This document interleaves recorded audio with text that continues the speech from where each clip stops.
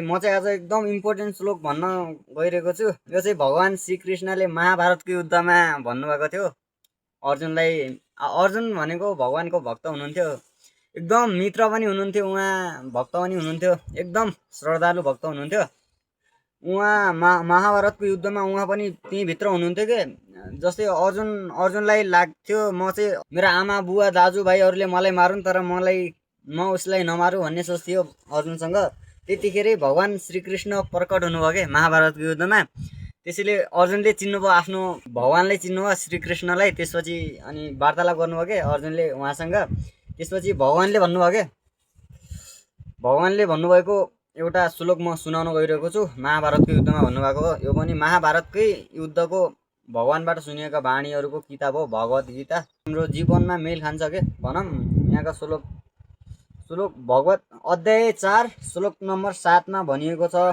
भगवान श्रीकृष्णले भन्नुभयो, यदा यदा हि धर्मस्य ग्लानि भर्वति भारत अभ्युत्थानं धर्मस्य तदात्मनं सृजम्यहम् भन्नुभएको छ। भगवान श्रीकृष्णले अर्जुनलाई भन्नुभयो यो श्लोक चाहिँ, हे भारतवंशी अर्जुन, जहाँ जहाँ र जहिले जहिले धर्मको पतन र अधर्मको उन्नति हुन लाग्दछ भन्नुभयो।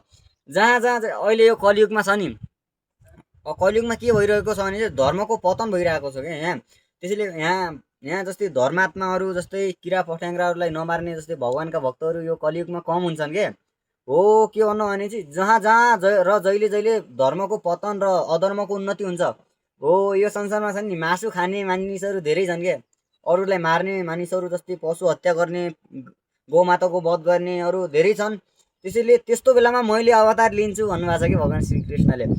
र अधर्मको उन्नति हुन लाग्दछ त्यस समय र त्यस ठाउँमा मैले अवतार लिन्छु रे के हो। त्यो ठाउँमा म नै प्रकट हुन्छु भन्नुभयो भगवान श्रीकृष्णले। जस्तै महाभारतको युद्धमा त्यहाँ अधर्महरू पापीहरू धेरै थिए त्यो ठाउँमा। जस्तै राजाहरू तिनीहरू धेरै मांसाहार गर्ने तिनीहरू धेरै थिए। त्यसैले भगवान प्रकट हुनुभयो र तिनीहरूलाई सबैलाई निलिदिनु भयो क्या आफ्नो भक्तलाई बचाउनका लागि।